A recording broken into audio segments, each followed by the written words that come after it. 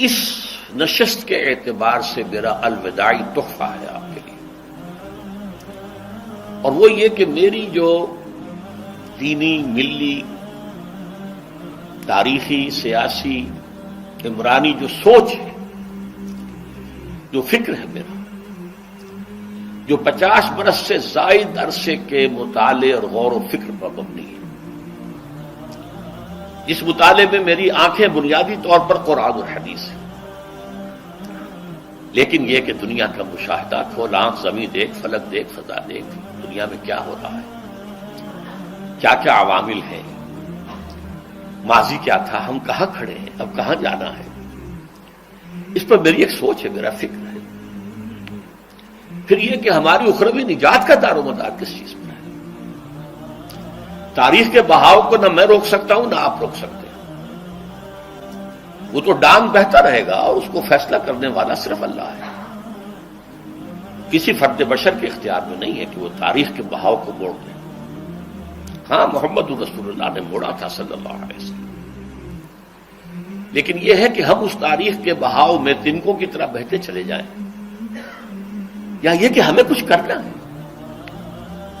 اس اعتبار سے میں اپنے فکر کا خلاصہ آج آپ کی خدمت میں پیش کروں گا، وہ میرا اس سلسلہ اجتماعات کے اعتبار سے الوداعی تحفہ ہوگا۔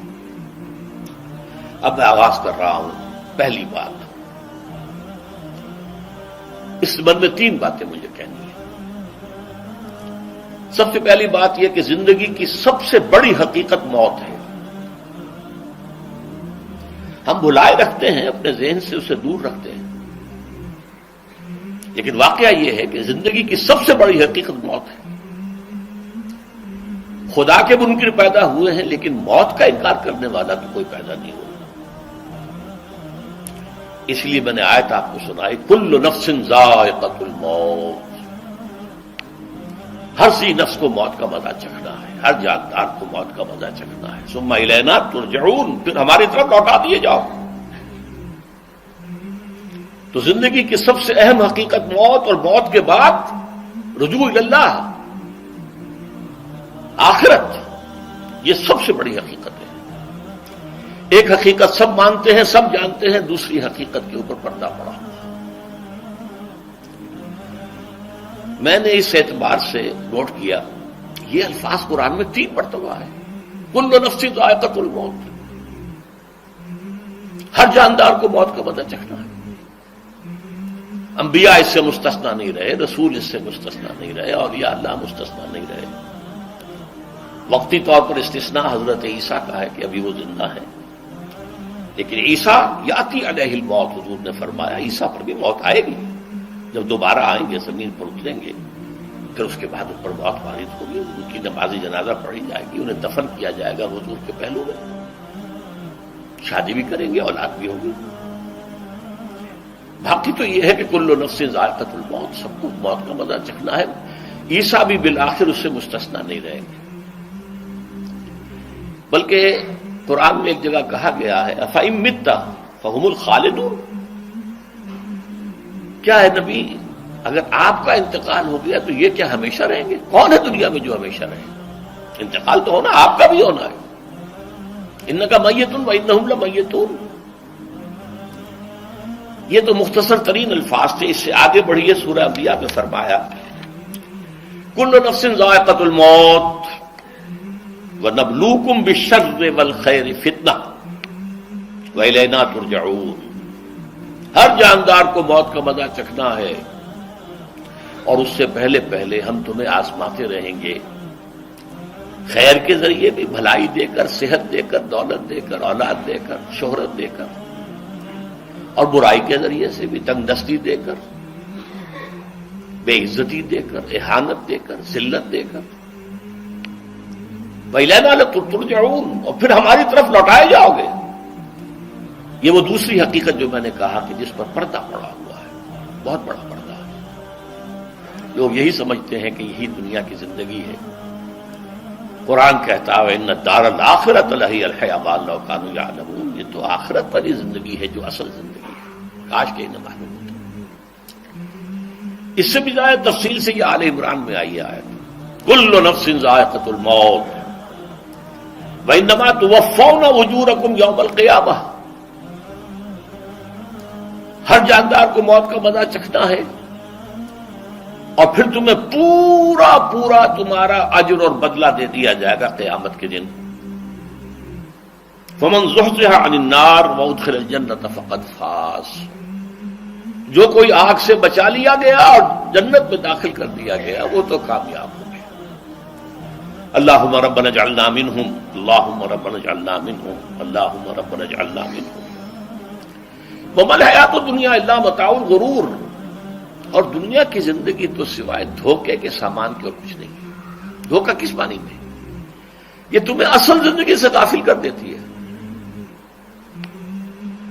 تم کہیں سفر پر جا رہے تھے، تمہارا کہیں گھر تھا، تمہیں واپس آنا تھا، تم راستے ہی میں کسی دلچسپی میں ایسے مگن ہوئے کہ گھر بار سب بھول گئے۔ یہ تو تمہارا عارضی سا سفر تھا، تم نے اسی کو اپنی منزل بنا لیا، اپنا ٹھکانہ بنا لیا، تو دھوکہ دیا اس نے تمہیں۔ ویسے دنیا کی زندگی دھوکہ نہیں ہے، بڑی حقیقت ہے، اس لیے کہ حضور نے فرمایا انما الدنیا مزرعۃ الآخرہ، یہ دنیا آخرت کی کھیتی ہے، یہاں بوؤ گے تو وہاں کاٹو گے، یہاں کچھ کمائی کرو گے تو وہاں اس کا بدلہ ملے گا۔ اس اعتبار سے دنیا بہت بڑی حقیقت ہے، ایک ایک لمحہ بہت بڑی قیمتی شے ہے، لیکن اگر یہ دنیا تمہیں آخرت سے غافل کر دے تو اس سے بڑا دھوکے باز اور کوئی نہیں۔ یہ اصل دجال ہے۔ میں نے تقریباً 60 برس کی عمر کو جب میں پہنچا تھا تو موت کا انتظار شروع کر دیا تھا۔ میرے قریبی احباب کو معلوم ہے، میں کہتا رہا، یہ بھی کہتا رہا کہ بھائی میں اپنے حصے کا کام کر چکا، جتنی صلاحیت اللہ نے دی تھی، جتنی بھی میرے اندر استعداد تھی، میں اس کو بھرپور طریقے پر استعمال کر چکا۔ دم واپسی برسرے راہ ہے عزیز و اب اللہ ہی اللہ ہے، یہ میرا معاملہ رہا ہے 60 برس کی عمر سے۔ اس کے بعد اللہ نے مزید 14 برس دیے ہیں، یہ نافلۃ لک کے درجے میں میں کہتا ہوں، اس کا اللہ کا عطیہ خصوصی ہے، نفل ہے، ہمیشہ کہتا رہا ہوں۔ مسنون زندگی تو 61 برس ہے ہمارے حساب سے۔ علامہ اقبال کے بارے میں سنا ہے کہ رویا کرتے تھے کہیں میری عمر حضور کی عمر سے زیادہ نہ ہو جائے، وہ 6 مہینے کم ہی رہی ہے حضور کی عمر سے۔ جو حضور کی عمر تھی وہی حضرت ابو بکر کی، وہی حضرت عمر کی، وہی حضرت علی کی۔ ہاں، حضرت عثمان 82 برس کے ہوئے ماشاءاللہ۔ پھر یہاں کے مجددین میں سے وہی عمر حضرت شیخ احمد سرہندی کی، وہی شاہ ولی اللہ دہلوی کی۔ ہاں، شیخ عبدالحق محدث دہلوی رحمۃ اللہ علیہ 82 برس کے ہوئے۔ لیکن یہ میں کہا کرتا تھا مسنون عمر تو 61 برس ہے، جسے ہم 63 کہتے ہیں، وہ اصل میں ہمارے حساب سے 61 بنتا ہے۔ وہ 63 قمری ہے، جو 9 دن کم ہے، قمری سال جو ہے وہ شمسی سال سے۔ بہرحال میں اس وقت سے منتظر تھا، لیکن جو بھی وقت اللہ نے دیا ہے، اللہ کا شکر ہے، وہ مفید کاموں میں لگا ہے۔ ان میں خاص طور پر میں سمجھتا ہوں کہ اللہ کا مجھ پر سب سے بڑا احسان، اور مجھے پر نہیں، بہت بڑے پیمانے پر لوگوں پر جو احسان ہوا ہے، وہ میرا 1998 کا دورہ ترجمہ قرآن جو کراچی میں ہوا تھا۔ 1998 کے مارچ میں میرا بڑا آپریشن ہوا، دونوں گھٹنے تبدیل کیے گئے، لیکن 98 کے آخر میں، حالانکہ میں چل نہیں سکتا تھا، کراچی میں مسجد جو ہے اونچی ہے، دوسری منزل پر ہے، تو خاص ریمپ بنایا گیا جس کے ذریعے میں ویل چیئر پر مجھے لے جایا جاتا تھا۔ میں نے درس دیا۔ اس درس کی گزشتہ چند سالوں سے پوری دنیا میں جو گونج ہوئی ہے اللہ کے فضل و کرم سے، اللہ کی کوئی حکمت خداوندی اس کے ساتھ وابستہ ہے۔ اس میں میرے کسی کام کو دخل نہیں ہے، میری کسی کوشش کو دخل نہیں ہے۔ میں نے تو جو درس میں دیتا آ رہا تھا سن 85 سے دورہ ترجمہ قرآن، البتہ یہ بات ضرور ہے کہ میں نے محسوس کیا تھا کہ سن 98 کے اس درس میں دورہ ترجمہ قرآن کے مجھے خصوصی انشراح حاصل تھا۔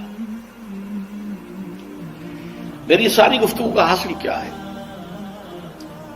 دیکھیے، نظریاتی تحریکوں کا تعلق اشخاص سے نہیں ہوتا، ٹھیک ہے، کوئی اس کا داعی ہوتا ہے، کوئی اس کا مؤسس ہو جاتا ہے، کوئی اس کا آغاز کرنے والا ہوتا ہے، لیکن نظریاتی تحریک افراد سے وابستہ نہیں۔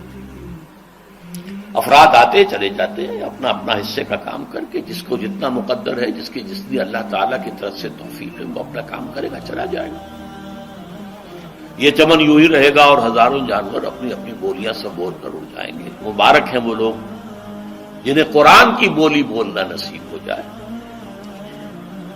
وَإِنْ يَحْسَبُ أَنِّي مِنْهُمْ، مجھے گمان ہے، اللہ کا فضل ہے کہ میں ان میں سے ہوں، میں نے قرآن کی بولی بولی ہے، اور قرآن مجید کو جیسا کہ وہ ہے ایز اٹ از، اپنے کو مذمومہ خیالات، اپنے کوئی ذہن سے زائدہ نظریات کو میں نے اس میں دخل نہیں دیا، جسے انگریزی میں آپ آبجیکٹیولی کہتے ہیں، خالص معروضی طور پر قرآن کو پڑھا، قرآن کو قرآن سے سمجھائے یا پھر سیرت رسول سے سمجھائے۔ میں لفظ سنت کی بجائے سیرت استعمال کر رہا ہوں۔ قرآن مجسم حضور تھے صلی اللہ علیہ وسلم، اور حضور کی سیرت اور حیات جو ہے وہ قرآن مجید کی اصل تفسیر ہے۔ یہ حقیقت بھی بہت کم لوگوں کے علم ہے۔ وہ احادیث کا نام تو لیتے ہیں، احادیث بھی ہے، سیرت بھی تو احادیث ہی سے ہمیں ملتی ہے، لیکن میں خاص طور پر سنت یا حدیث کی بجائے سیرت کا استعمال۔ قرآن کی دو سورسز ہیں، قرآن خود اور سیرت رسول صلی اللہ علیہ وسلم۔